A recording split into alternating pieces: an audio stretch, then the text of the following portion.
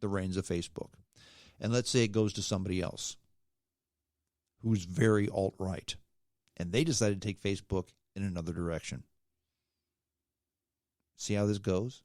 Now, before you say that could never happen, consider this. You do know that between 1865 and the middle 70s, 1970s, about 110 years, the South was a very strong Democratic stronghold. Very strong. Why? Because Abraham Lincoln freed the slaves. They held that grudge for 110 years. Now it's turned. Now the South is very GOP. They've finally forgiven Abraham Lincoln for freeing the slaves. Lincoln was a Republican, by the way. That was 110 years. But the South is strongly red now, whereas before it was strongly blue. Things change. If you think that Facebook is always going to be run by the leftist progressives, think again, because if there's only one thing in life that's a constant, that, my friends, is change. Okay? Facebook is a private company, some say. They can do what they please. They can ban whoever they like. Really? If I own a private company, let's say a restaurant or a coffee shop or a mail order house, can I ban black people because I don't like them? I don't like the way they are? Can I ban the gays? Can I do that? Of course not. First of all, why would I want to? If I'm a businessman, if you're a businessman, why would you ever want to deny anybody an opinion? Okay? Now, some may say, let's say they want to ban socialists. Sorry, Bernie. You're SOL because Facebook doesn't allow socialist stuff on their website. Okay? See where I'm getting at? Again, today it's me, tomorrow it might be you. Here's the other thing. Again, for those of you who say, well, they're a private entity. If you don't like Facebook, just post on the other social media site. Yeah, I'll post on my face or my space, and 6 people will see it. Okay? Facebook, yeah, there's Facebook and Twitter, but they're different. Okay? Facebook, Twitter, they're both they're a monopoly, okay, for all intents and purposes. They are a social media monopoly because Facebook and Twitter are different. They are different. Let me make this comparison. Facebook is like the electric company and Twitter is like the gas company, okay? They do different things, but if you want to do this, you got to go through them. Sure, you can have a generator in your backyard and generate all of your electricity that way.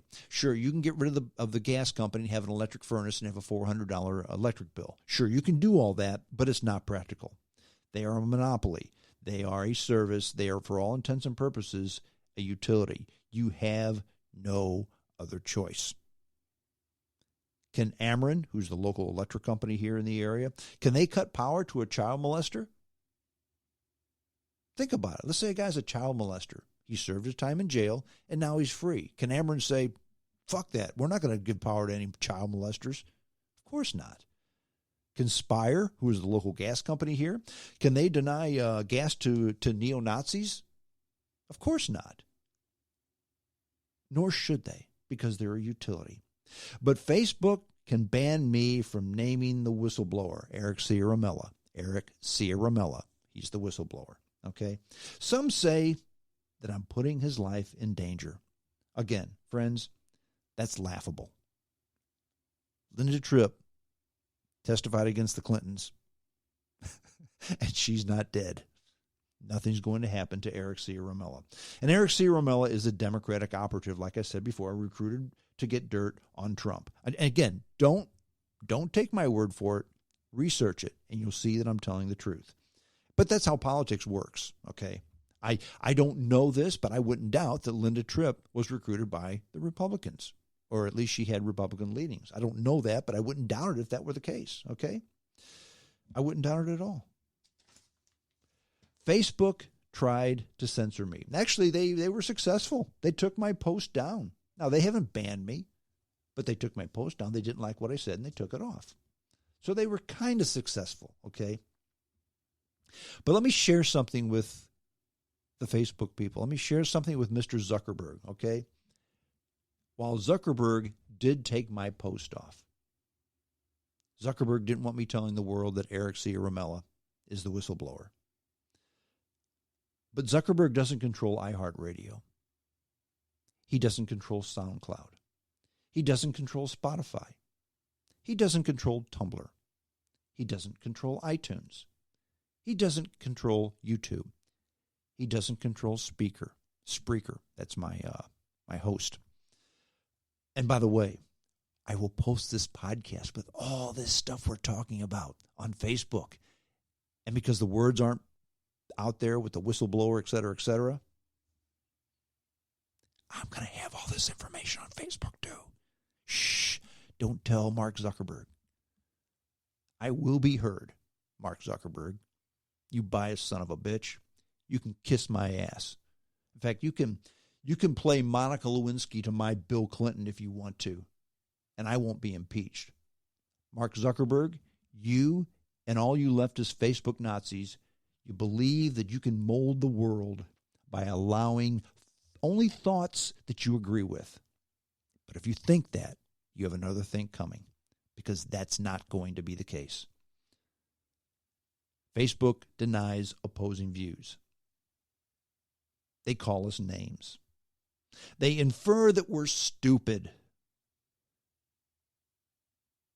They lie about your righteousness. Do all these things, Facebook. Do all of these things, Twitter. Do all of these things, Google. The leftist leaders of our corrupt cities do the same thing. Call us names. Call us stupid. Call us biased. Call us racist. Do all this kind of stuff. You can continue to do it all. But let me ask you a question. If you really do decide to do this, let me ask you a question. You've been doing this for quite some time. And where did it get you in 2016? 3 words. Donald John Trump. And your game plan remains the same. What makes you think the outcome is going to be different in 2020? Now you can say, well, Trump didn't win the majority last time. He's not going to win the majority this time. Maybe not. But the majority of people doesn't win the presidency. The winner of the Electoral College does. It's the way it works. And it's got to work that way. Because if the majority rules, if the majority always rules and there's not checks and balances, the coasts and the big cities will control this country. And the people in the suburbs and the rural people will have no voice at all. And you've got to have a voice. That's the way things work. So once again, Facebook, Twitter, Google, leftist leaders of our corrupt cities, if you continue to try to ban us, to censor us, calling us names, calling us stupid, calling us racist, calling us what you will, where did it get you in 2016? It got you Donald John Trump. I didn't vote for him, but a lot of people did. And your game plan remains the same. So how can you possibly think things are going to be different in 2020? The definition of insanity is continuing to do the same thing, but expecting a different result. Think about that, if you will. Well, that's it. I'm done. Thank you for listening to the podcast. I do appreciate it. I appreciate all your comments. I appreciate you sharing the podcast with others. Thank you, thank you, thank you from the bottom of my heart. I really do. I really do appreciate it when you do that. Continue to do that if you will. Facebook. Yeah, you can get me on Facebook. Twitter. Spreaker.com, SoundCloud, iHeartRadio, iTunes, Tumblr, YouTube, bajillion ways to get the James Strong Show. But the best way of all, send your email to jamesstrongshow@hotmail.com. That's all one word, jamesstrongshow@hotmail.com. Here's what I do. I put your email address in the James Strong Podcast fans list. It goes via blind CC to everybody, my podcast, and so your name is not out there for everybody to see. And upon publication, I will email you the podcast. You can download it and listen to it at your leisure. Okay? Got it? Good. Great. Well, that's it. Until next time, this is James Strong saying adios.